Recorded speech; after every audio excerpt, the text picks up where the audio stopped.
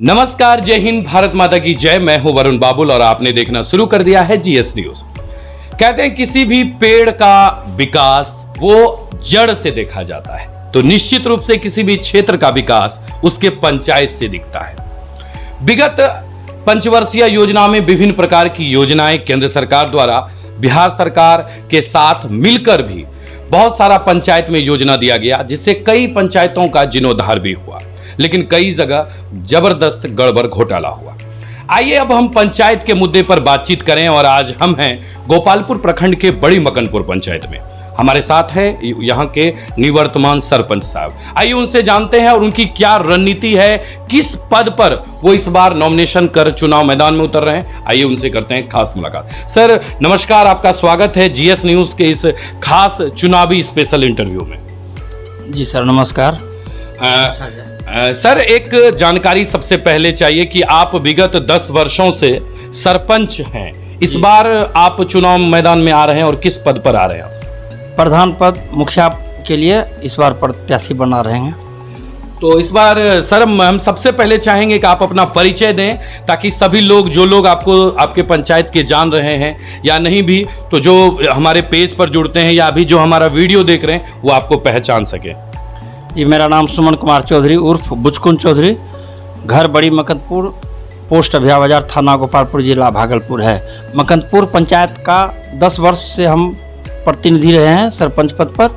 इस बार मुखिया पद के लिए ग्रामीणों के कहने पर हम प्रत्याशी बनने जा रहे हैं।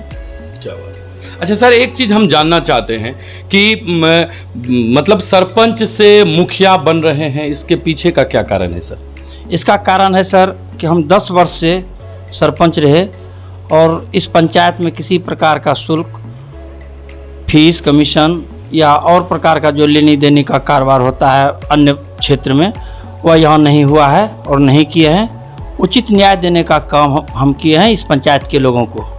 किसी से कोई भाव भंगिमा नहीं रखे, किसी भेदभाव नहीं रखे।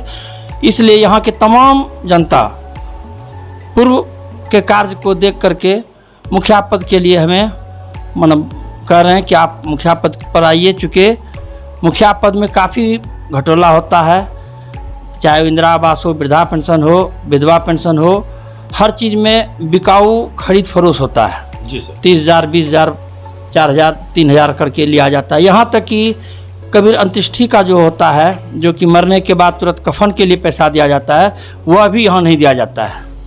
इसलिए तमाम लोगों का इच्छा हुआ कि आप कभी एक पैसा लिए नहीं, उचित न्याय दिए और माँ बहन बेटी वो सबका सम्मान किए हैं।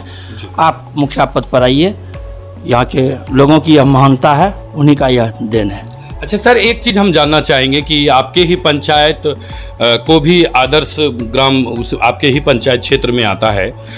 3 गांव का आपका पंचायत है। अगर हम मोटे तौर पर बात करें तो बड़ी मकनपुर और लत्ती पाकर और धरारा, ये तीनों तो कहते हैं कि हरियाली और खुशहाली।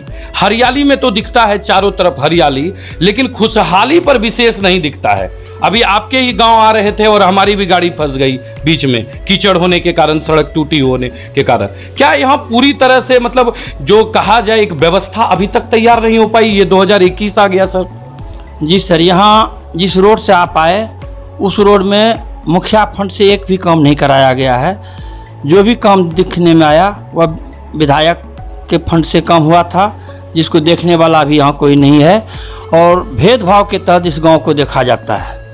और यहाँ पूरे पंचायत में घूमने से या वार्ड 7, 8, 9, 10 जो भी है, कहीं भी मुखिया का कहीं एक बोर्ड लगा नहीं मिलेगा, नहीं एक काम हुआ है। और जो भी काम हुआ है वो खरीद पर हुआ है, चाहे इंदिरा आवास हो, वृद्धा पेंशन हो या जो भी हो। शौचालय 12,000 का जो आया है उसमें भी 2-3 हज़ार रुपया लिया जाता है। हम लोगों का ध्येय है कि आगे भविष्य में अगर ऐसा मौका मिला तो कभी इस तरह का लेन देन का काम नहीं होगा और खुलकर विकास का काम किया जाएगा। विकास के नाम पर यहाँ मुखिया का विकास हुआ है, न कि पंचायत का विकास हुआ है। अच्छा सर, एक चीज जानना चाहेंगे, आपका क्षेत्र भी बाढ़ग्रस्त है, हम मान सकते हैं कि आपका जी पंचायत सर, भी बाढ़ग्रस्त बिल्कुल बिल्कुल। तो बाढ़ग्रस्त में अक्सर देखा जाता है कि लोग 14 नंबर रोड पर खुद अपने माल जाल को लेकर, अपने जान माल को लेकर जो है वो सड़क पर चले आते हैं, तो उस समय बहुत ही एक विकट स्थिति बन जाती है। लेकिन दुख इस बात का होता है कि बाढ़ जैसी विभीषिका में भी उनको किसी प्रकार का समुचित राशन हो, सामान हो, वह उपलब्ध नहीं हो पाता है। सर यहाँ 12 वार्ड है मकंदपुर पंचायत में, जी, जिसके लिए हमने सीओ साहब को लिखित लेटर पेड पर दिया कि सर यहाँ विषम परिस्थिति है, यहाँ तक कि मवेशी का भी खाना चारा का ठिकाना नहीं है, लेकिन उस पर किसी प्रकार का सुनवाई नहीं हो पाया और मुखिया जी के तरफ से इसको नज़रअंदाज करके चलाया गया, जिसके चलते यहाँ के मनुष्य और माल मवेशी सभी त्राहिमाम रहा। यहाँ कभी प्रधान के तरफ से एक भी कार्य विकास के तौर पर नहीं किया जाता है, नहीं किया गया है, उसका कोई प्रमाण नहीं है। क्या बात है। अच्छा सर, एक चीज़ और हम जानना चाहेंगे कि वर्तमान में यहाँ की आप अपने पंचायत की स्थिति कैसा देखते हैं, मतलब कैसी स्थिति है आपके पंचायत की, अगर ओवरऑल बात करें सब मिलाकर तो? सर यहाँ विकास के नाम पर कोई कार्य नहीं हुआ है। तो अभी तो पिछले पंचवर्षीय में ई स्वराज ऐप भी बता रहा है कि करोड़ों रुपए आपके भी पंचायत को मिला है, लगभग 5 करोड़ के आसपास आपके भी पंचायत में खर्च हुआ है।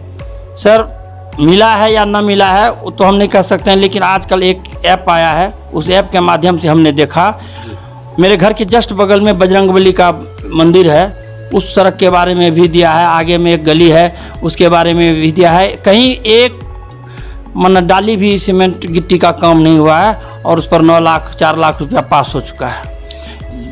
इस तरह से यहाँ कागज पर पास हुआ है, विकास नहीं हुआ है, विकास नहीं दिखने को मिलता है। में कहीं भी डस्टबिन प्रधान की ओर से नहीं मिला है।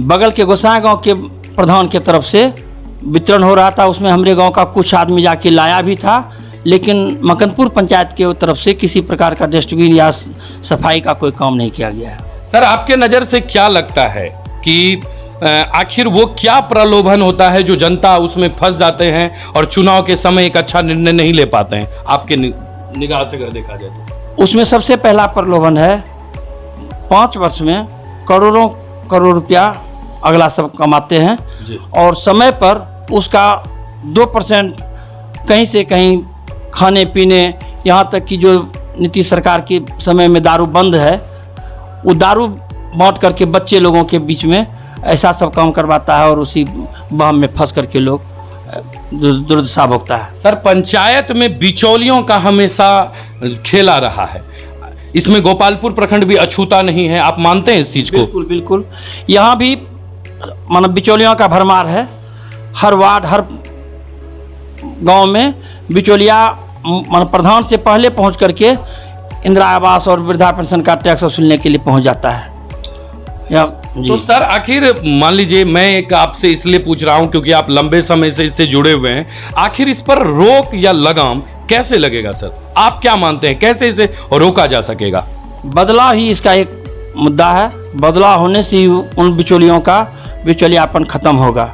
चूँकि दबंग अगला होने के चलते समाज का लोग जो है, दबा कुचला जो लोग है, गरीब गुरबा जो लोग है, वो खुल के बोल नहीं पाता है और कोई बोलने का भी प्रयास करता है तो उसको दबंगे से पैसा वसूली किया जाता है।